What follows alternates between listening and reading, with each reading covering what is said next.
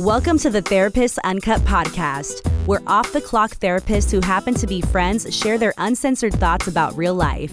Join us weekly in spreading positivity and making mental health relatable through casual conversation, inspirational stories, and real talk with friends who happen to be therapists. Please welcome your co-hosts, Nikki Young and Alyssa Nahara.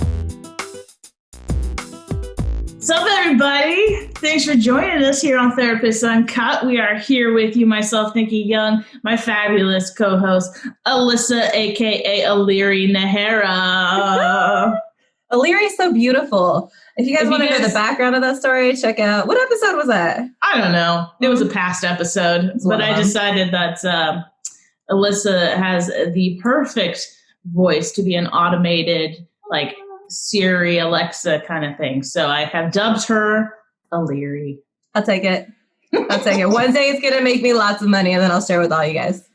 I want royalties or whatever the correct term would be. What are we talking about today, Nikki?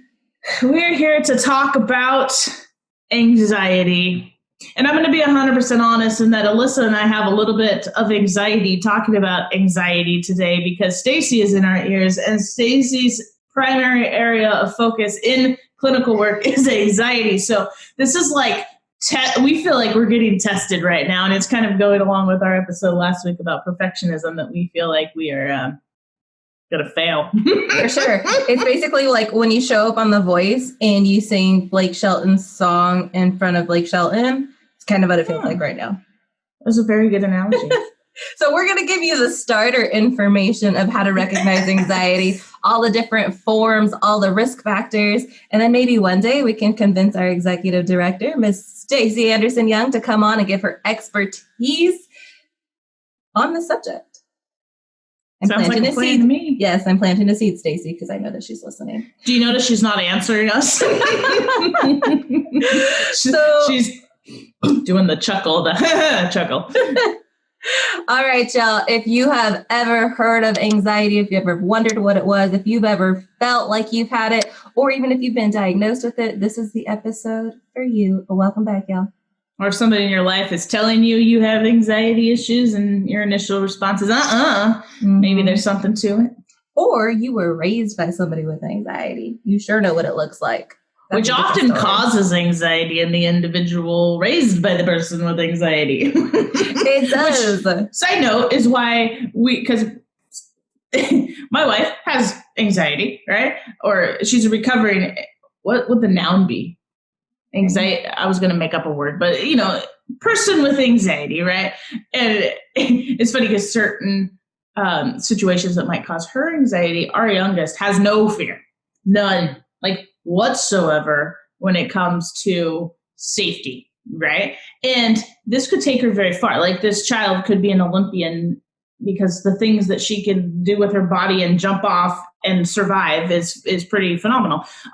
So I have to try to curb that, like, hey, don't stop her, right? Like, you don't want to impart that anxiety into her because she's going to do some pretty crazy, amazing things, but not if our anxiety gets in the way. So it's like that fine line of how do you keep your child alive versus when are you being a little too anxious? I feel like with the difference of example, you literally described my marriage with Anthony and our children.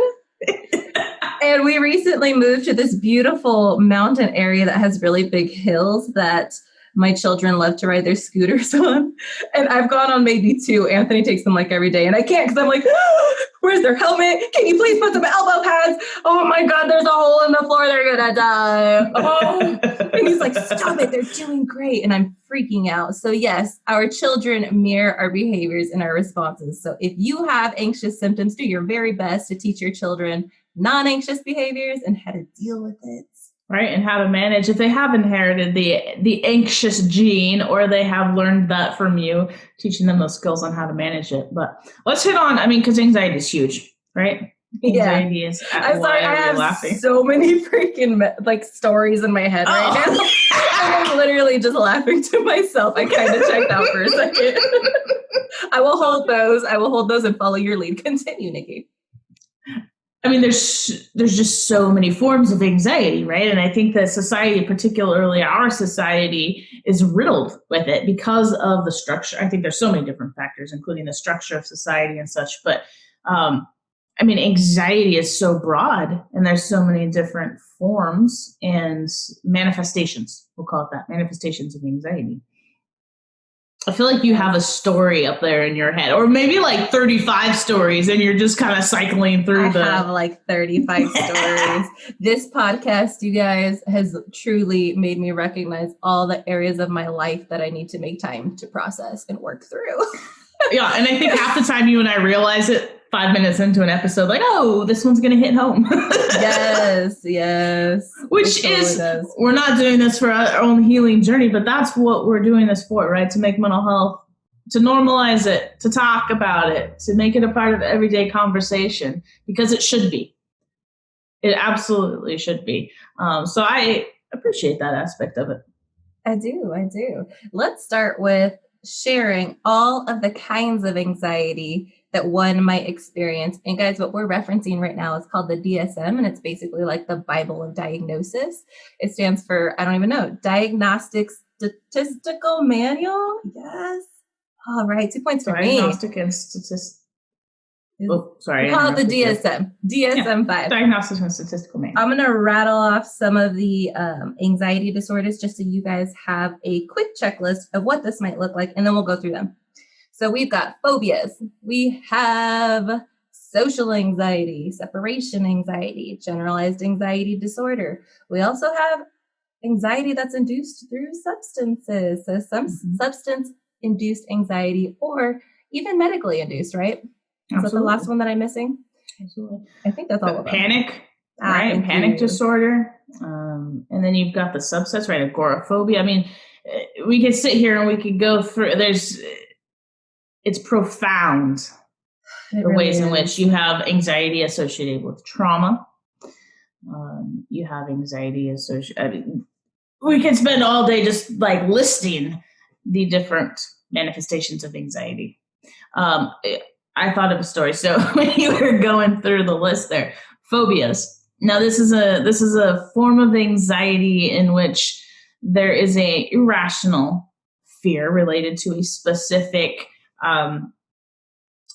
stimulus or trigger, often an object or a situation. So for example, a lot of people might have I don't know if it would escalate to a phobia for a lot of people, but spiders, vomit.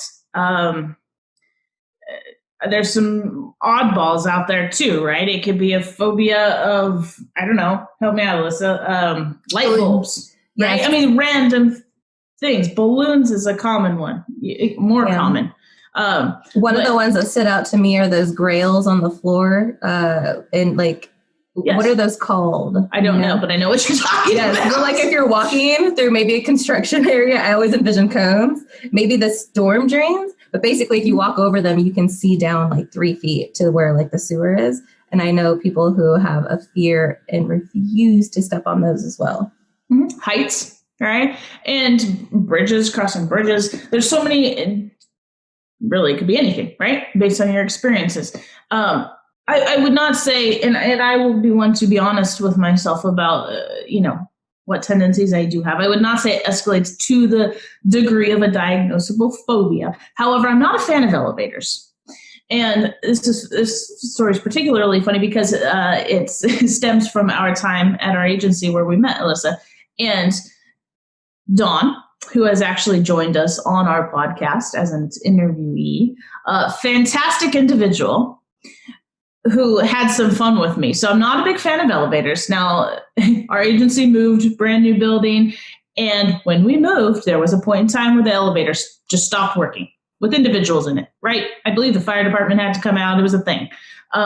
So Dawn, knowing my fear of elevators, and Dawn, knowing that I'm a therapist who should be able to work through this shit, felt that it was her responsibility to do some exposure therapy with me and some desensitization. And she then made me ride the elevator, and she just had a blast with it. But I was not a fan. Like, to me, it's not the actual act of riding an elevator up and down heights. That's not it. To me, it is that moment because they all do this. Some are worse than others. Like, okay, maybe it does elevate to I'm talking pretty intensely here. Maybe it is a phobia, but they rise or lower, whatever. They reach the floor.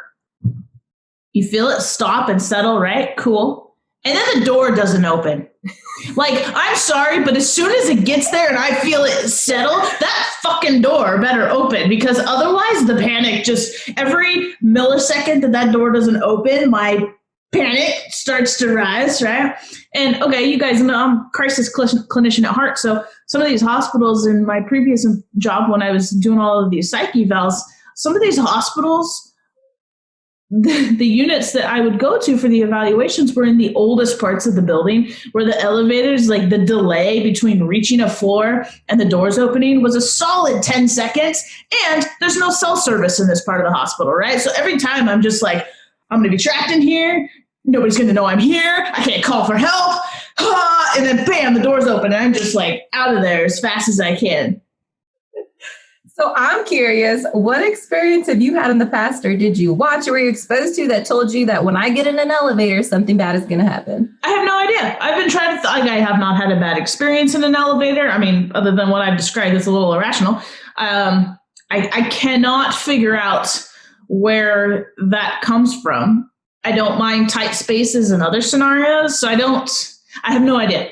I've tried to do some self-exploration and I don't know where this one's coming from, but I'm gonna recommend Nikki to an EMDR therapist, because EMDR is fantastic for phobias. But you're right. I don't know. Oh gosh, I just said EMDR because it's so natural in my world that you guys probably don't even know what it is.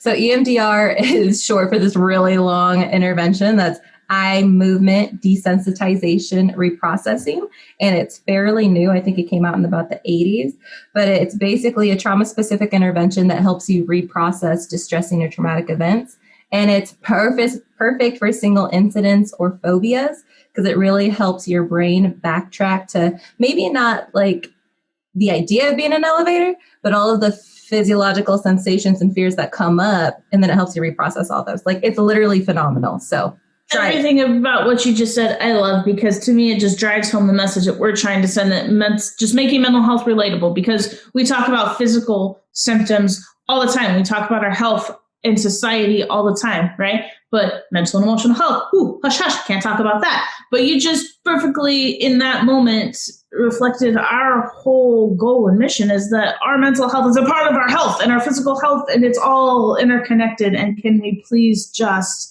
acknowledge and talk about it? Agreed. And if there's an opportunity or a potential possibility that you can no longer feel all the stuff that you're feeling, well then, hey, what's the harm in trying it, right? But here I am. I know that I actually need to do EMDR, and they're this very specific, I guess it is a phobia too, self-diagnosed. Look at us realizing all these things, man. We're so like mind blown right now. But Anthony, my husband, he always gives me a hard time, and he tries to do the like exposure desensitization. So desensitization is basically like the more you're exposed to it, the less of these reactions you're going to have at some point 100 times later. Did you just say the less of these erections? No, God, no. Oh. The less of these reactions. Did I say erections? Oh, that would be so embarrassing. Okay, if you guys can't see me, I'm totally turning red right now. Reactions. Okay, train of thought, bring me back. Phobias. I hate seeing a lot of little things together moving. So like ants? And I'm fairly certain to know where this comes from. Yeah. I can't see them coming. Like, if anyone has an ant farm, I'm going to vomit. Like, I can't stand it. Or like coming out of the ant hole.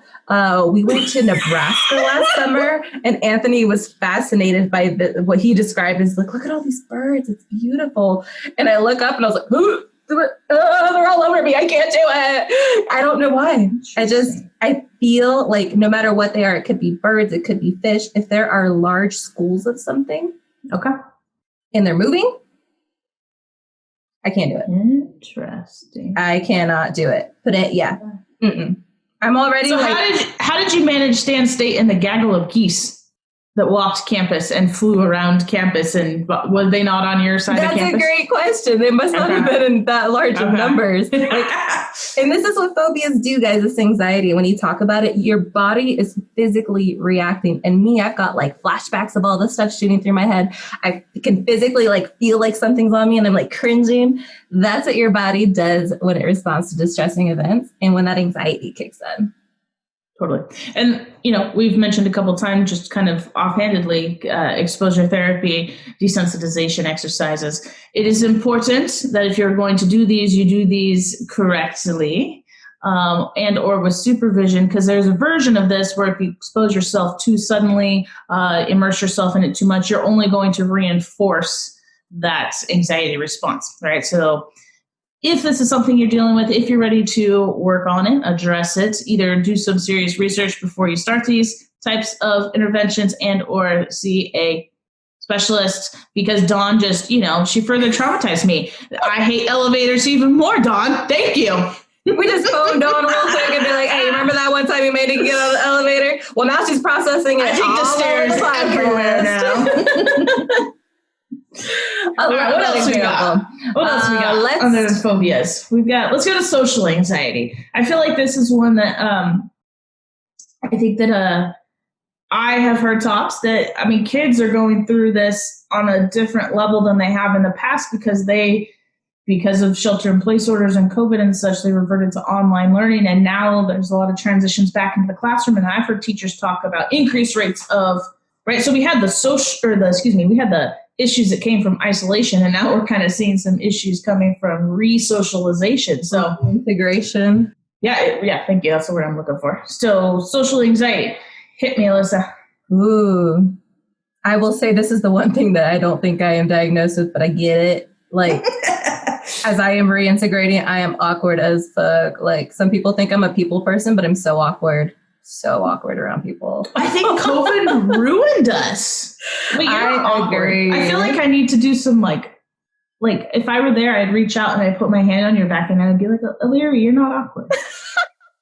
I feel like I just need to. I couldn't let that moment just pass us by. And I'm a grown adult. Imagine what it feels like when you're a kid and you have these intense fears of people looking at you. Or I worked with a kiddo who their classroom, the teacher didn't know that he was struggling with anxiety, as they don't necessarily need to. This is a mental health medical piece that you don't have to share unless you choose to. But they sang happy birthday to him. And for anybody who doesn't struggle with anxiety, that sounds great. But someone who's already struggling with social anxiety, 35 eyes on you. They're like daggers, right? All of these eyes are like daggers in this person's expression. And now I feel this big and I just want to hide. It's terrifying for these kids and adults too, if you are struggling with social anxiety. 100%. I'm sorry we're laughing because we're basically going to take a shot every time Nikki says 100% on an episode. Right? Therapists Uncut has become a drinking game for every time Nikki says 100%. 100%. We're just kidding, guys. Where did this come from? Man, alive. I love it. Social anxiety. What else describes social anxiety? Social anxiety. Yeah, fear of judgment.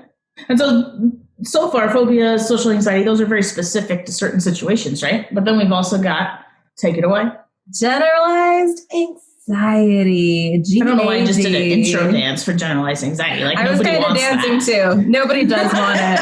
I don't know. I kind of see I see that often. But I will also say that when, not always, but if I have somebody who meets criteria for anxiety or generalized anxiety, I'm also doing a really thorough trauma inventory. And I just went heavy on the clinical language, but basically means I also go through the whole history to see if there's any trauma risk factors that have now manifested themselves in this anxiety that is maybe impeding your sleep. It's impeding your eating. It's keeping you from doing things that you would like to do or maybe are required to do, but you just can't bring yourself to do it because they're so anxiety provoking. Pervasive, right? I think of it, in my head, I describe it as pervasive. It's generalized. It's not specific to any one thing. And it is debilitating. I think a lot of time there's physical symptoms that accompany it. Mm-hmm. It shows up everywhere. We're talking about that link between emotional and physical health. Yeah. And we talk about, you'll hear us say somatic, which is kind of another word for those physiological reactions that come up in our body as we are dealing with these symptoms.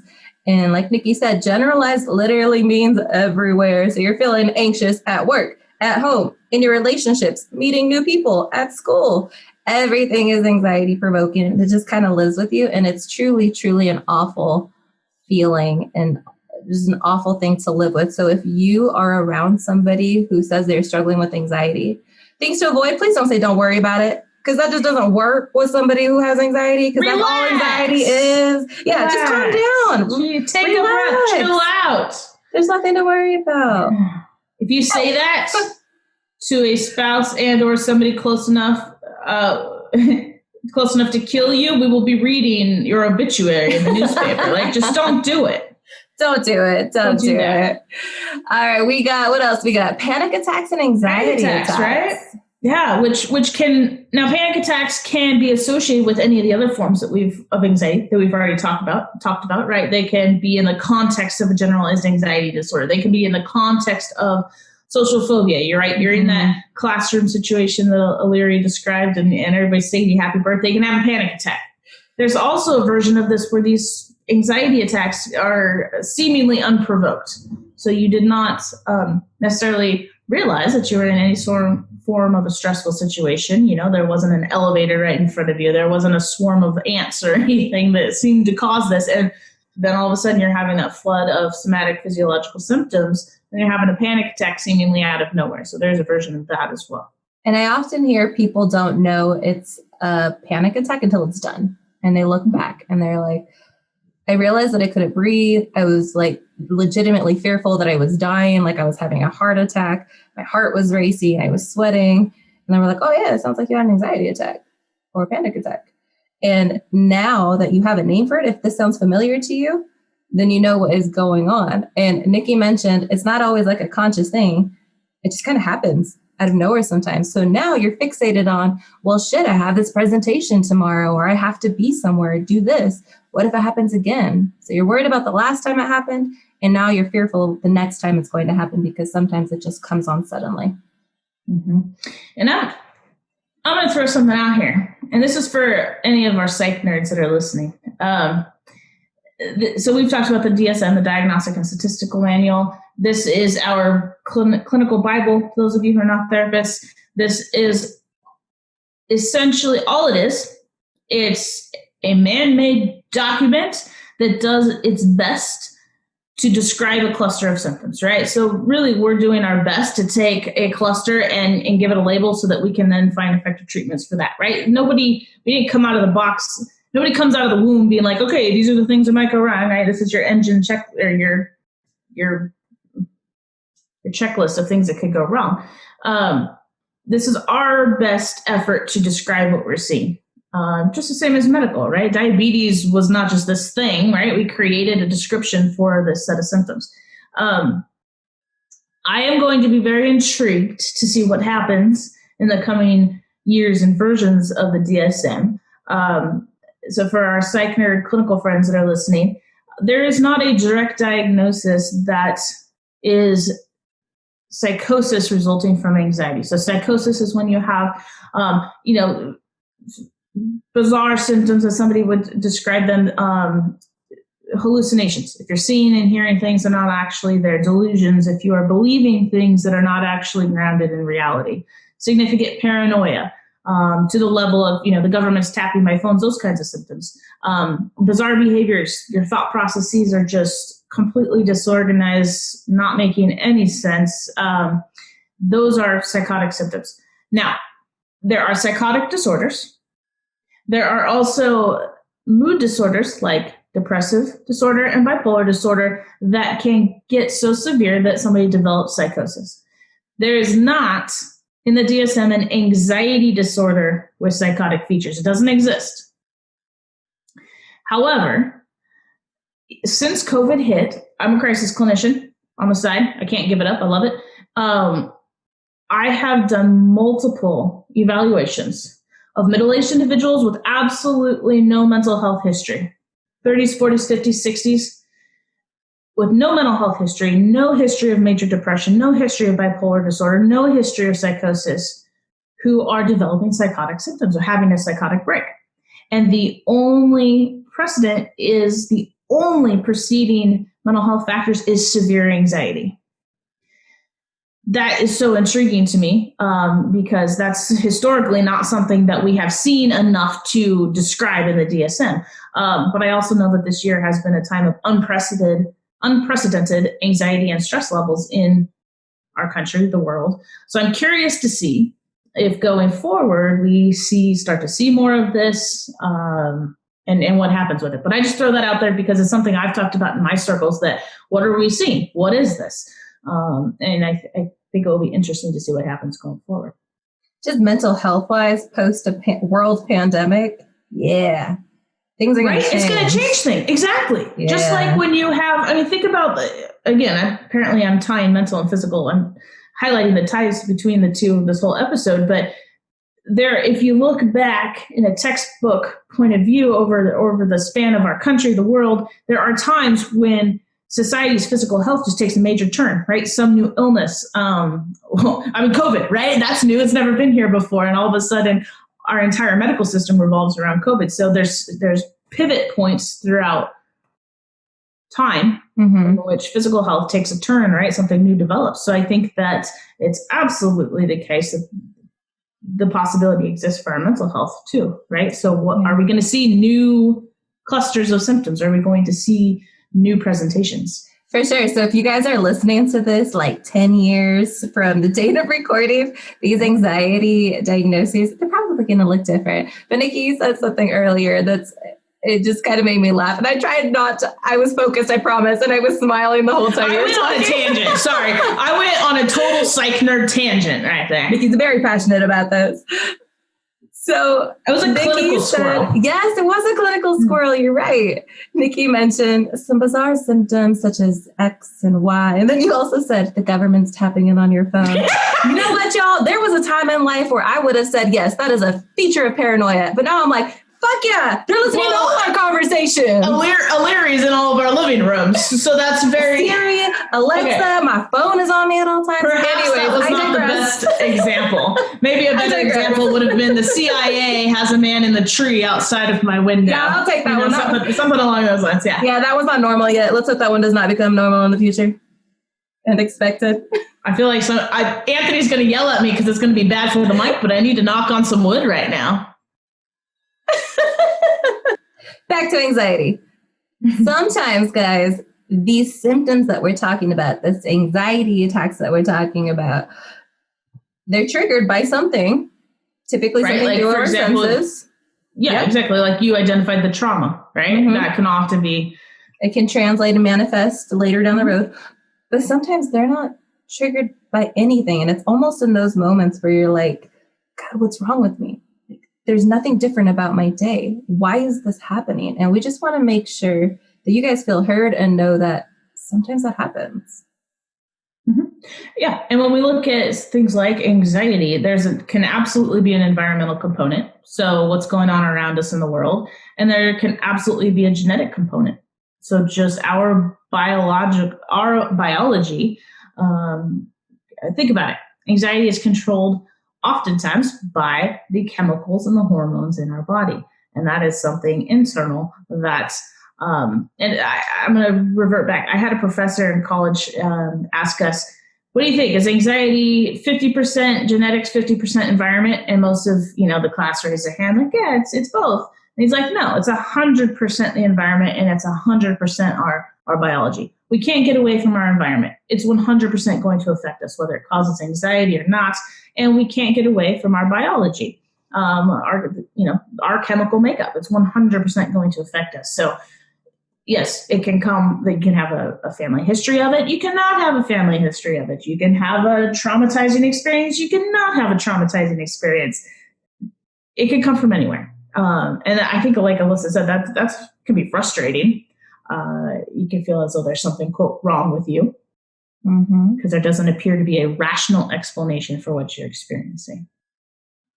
Basically, anxiety is pretty awesome, guys. We promise it will be okay. There are lots of resources to help you. We're going to end with the last one, which is substance induced anxiety. And I cannot say that without a smile, because sometimes people lack the awareness that, these anxiety attacks, they started after you started using controlled substances, or you No, it helps me calm down, O'Leary. I drink and it makes everything better. And now here we are in a world where we are dabbing and we've got these really high potent THC edibles. Like, guys, be really mindful if it's the drugs and alcohol that you're using. Yeah, and take alcohol, for example, okay? It's a depressant. So the way it works on your body is it calms things down. So maybe potentially in that moment you feel calmer. However, let's look at the time, let's look at after the effects wear off, right?